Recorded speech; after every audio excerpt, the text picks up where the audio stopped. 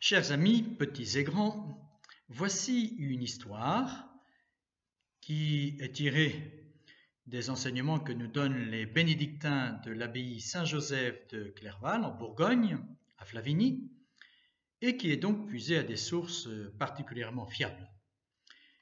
La vie d'une sainte qui pourra nous suggérer des attitudes spirituelles pendant ce carême, tout spécialement la valeur du chemin de croix, par exemple. Voici. Le 6 mars 1998, Norbert Baudouin, un agriculteur suisse, retire les barrières par neige qu'il avait posées sur le domaine familial. 4 de ses petits-enfants l'accompagnent. Virginie, 22 mois, et sa sœur âgée de 8 ans sont assises sur le tracteur lorsque la petite tombe à terre. Le grand-père ne peut s'arrêter à temps. La roue écrase l'enfant sur toute sa longueur, tête comprise. Consterné, il la ramasse inerte. Mais quelques instants plus tard, Virginie commence à pleurer dans ses bras. Immédiatement, Norbert, son grand-père, pense à Marguerite Besse, qu'il remercie à haute voix. Elle devait être écrabouillée, morte. Cela ne pouvait pas être autre chose qu'un miracle, affirme-t-il, les yeux humides posés sur sa petite fille. Lui et sa femme Yvonne ont en effet l'habitude de prier chaque soir la Bienheureuse, élevée sur les autels 3 ans auparavant par Saint Jean-Paul II pour protéger leurs petits-enfants, et cela, explique Norbert, depuis le jour où j'ai vu un tableau représentant Marguerite Besse entourée d'enfants. À l'hôpital, Virginie est examinée avec soin. Les médecins, sidérés, annoncent à ses parents que l'accident n'a laissé aucune séquelle. Ni les organes internes, ni le squelette ne sont touchés. Seuls quelques bleus causés par la chute sont visibles. Chose d'autant plus inconcevable qu'on peut voir sur les habits de la fillette les traces de la roue du tracteur. Ce miracle, authentifié par l'Église, a permis la canonisation de Marguerite Besse le 13 octobre 2019 en présence de Virginie, la miraculée, qui avait 19 ans, ou même plutôt 21 ans de plus qu'à l'âge de son miracle. Alors Marguerite Besse, par l'intercession de laquelle ce miracle a été obtenu, est née le 8 septembre 1815 au hameau de La Pierra, dans le canton de Fribourg, en Suisse romande. Elle est la seconde de 7 enfants d'un modeste ménage d'agriculteurs, Antoine et Joséphine Besse. Baptisée le lendemain de sa naissance, en l'église de sa paroisse, à Siviriez, elle aidera dès l'enfance ses parents aux travaux ménagers et au jardin. En 1823, elle fait sa première communion. Elle a donc 8 ans. Et en 1826, à l'âge d'11 ans, elle reçoit le sacrement de confirmation. À l'école communale, elle apprend à lire et à écrire. Vive et enjouée, l'enfant ressent cependant un attrait pour la prière et la solitude. Ses proches pensent qu'elle entrera au couvent. Elle-même, toutefois, n'entend pas cet appel. Tout en consacrant à Dieu sa virginité, elle s'adonne au métier de couturière dans la maison en bois où vivent hommes et bétail. Marguerite se lève avant 3 heures du matin. Bientôt dans sa chambre, le rouet chante, car elle file le chanvre avec habileté, puis elle assiste à la messe à l'église de Siviriez, distante d'1,5 km. Dans les familles où elle se rend ensuite pour son travail, elle a l'occasion de rencontrer des mamans souvent aux prises avec des difficultés. Elle les aide avec bonté, patience et surtout par sa prière. On lui demande fréquemment de venir veiller les malades et les agonisants qu'elle excelle à préparer à la rencontre du Seigneur. Marguerite Besse a une dévotion particulière pour le Sacré-Cœur de Jésus, image parfaite de la miséricorde de Dieu envers les pécheurs. Dans un siècle marqué par l'anticléricalisme, elle prie pour l'Église persécutée, en particulier pour le pape Pie IX qui, en 1870, sera spolié de toute souveraineté temporelle et menacé dans sa liberté.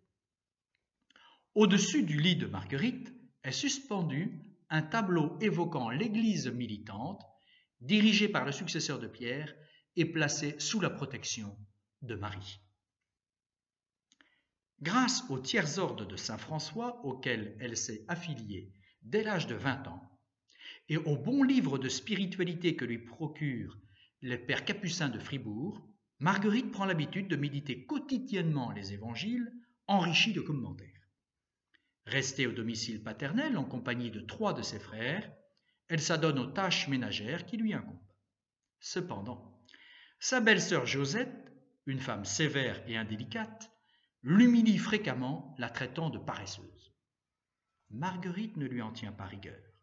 Lorsque Josette sera touchée précocement par la maladie, Marguerite prendra soin d'elle et finalement, seule personne à être acceptée par la malade, elle la préparera à la mort. D'autres peines éprouvent la famille. Sa sœur Marie-Marguerite se sépare de son mari et revient vivre à la maison paternelle. Son frère Joseph, célibataire de caractère excessif et aux mœurs parfois relâchées, aura à purger une peine de prison, légère au demeurant. L'aîné, Claude, a un enfant né hors mariage, le petit François. Marguerite presse son frère de le reconnaître officiellement, s'offrant à l'éduquer elle-même. Jean, son autre frère, se montre plus compréhensif que les autres pour les aspirations spirituelles et la vie mystique de sa sœur. Face à leur conduite répréhensible, Marguerite ne condamne pas ses frères et sœurs. Elle sait que si nous pouvons juger qu'un acte est en soi une faute grave, comme dit le catéchisme de l'Église catholique, nous devons confier le jugement sur les personnes à la justice et à la miséricorde de Dieu. Se souvenant que Jésus n'est pas venu appeler les justes, mais les pécheurs au repentir, elle gagnera ses proches au Christ par le témoignage d'une sainte vie et sa charité patiente. Tous finiront leur vie en bons chrétiens. Très active, Marguerite Besse fait partie des confréries du Rosaire et du Saint-Sacrement. Elle propose également à son curé d'instaurer un mouvement de soutien aux missions catholiques et elle introduit dans la paroisse l'œuvre de la Sainte Enfance, fondée à Lyon par la bienheureuse Pauline Jaricot, dans le but d'assister matériellement et spirituellement les enfants pauvres des pays lointains. Elle-même se montre très accueillante aux enfants, s'accommodant de leur brouhaha jusque dans sa chambre. Et ceux-ci l'apprécient. Marguerite n'était pas ennuyeuse quand elle nous parlait. Elle aimait bien rire et était toujours de bonne humeur, témoignera l'un de ses protégés. Elle parlait peu d'elle-même, remarquent d'autres témoins. Sa règle de vie était travailler et prier. À Noël, Marguerite confectionne une crèche que les enfants des alentours viennent contempler. Les personnages, fournis par l'abbaye de La Fille-Dieu, sont disposés avec art dans un décor naturel fait de mousse et de branches. À ceux qui viennent voir le Noël de Marguerite, celle-ci demande de dire avec elle une dizaine de chapelets, suivis d'un souvenez-vous, la prière mariale de Saint Bernard. Elle encourage ses proches à faire eux aussi des crèches dans leur maison, ce qui n'était pas habituel à l'époque. Le dimanche, après-midi, elle emmène les enfants au sanctuaire tout proche de Notre-Dame-du-Bois. Cette chapelle solitaire, où règne un silence qui rappelle la présence de Dieu, reçoit souvent sa visite. La prière et les chants avec les enfants sont toujours suivis d'un temps de jeu dans les bois. Au mois de mai, Marguerite fleurit avec goût un petit oratoire installé dans sa maison. La tertiaire franciscaine sait que la beauté de la création est un chemin qui conduit à Dieu. Marguerite Besse a un souci particulier des pauvres et des malades. Les indigents sont assidus à venir la solliciter et ils ne la quittent jamais les mains vides. Elle rend visite aux pauvres, leur apportant habits neufs et vivres. Gardant en sa mémoire la figure du Christ qui, de riche qu'il était, s'est fait pauvre, pour nous enrichir de sa pauvreté, comme dit saint Paul, elle s'applique à suivre Jésus dans son humilité et sa pauvreté, à vivre du strict nécessaire et à donner aux pauvres le meilleur d'elle-même. Elle les aide aussi à se rapprocher du Seigneur, comme elle fait pour Louise Consandet des Combes, une infirme avec laquelle elle a de nombreux colloques spirituels. Marguerite est spirituellement proche d'un jeune prêtre de Fribourg, le chanoine Joseph Chorderet, dont la vocation s'est décidée précisément au cours d'une visite à la chapelle Notre-Dame-du-Bois. Celui-ci entreprend un travail d'évangélisation et fonde dans ce but, en 1873, une congrégation religieuse, les Sœurs de Saint-Paul, dont l'apostolat consistera à publier des journaux et des livres catholiques. L'évêque de Fribourg, Monseigneur Marillet, se montre au début peu favorable à cette initiative, car il se méfie des journaux et s'en tient aux moyens traditionnels d'enseignement, la lecture en chaire par les curés, des mandements, des avertissements épiscopaux, au cours de la messe du dimanche. Mais ce moyen n'atteint pas les personnes qui ne vont plus régulièrement à la messe et qui lisent assidûment les journaux anticléricaux. Le chanoine consulte Marguerite qui, après avoir prié, l'encourage à poursuivre son action. Ne craignez rien, allez de l'avant. Cette œuvre fera grand bien chez nous et sera particulièrement bénie de Dieu, car elle correspond à sa volonté. Le prêtre se rend alors à Rome, où il obtient une audience du pape Pie IX, qui bénit effectivement son projet.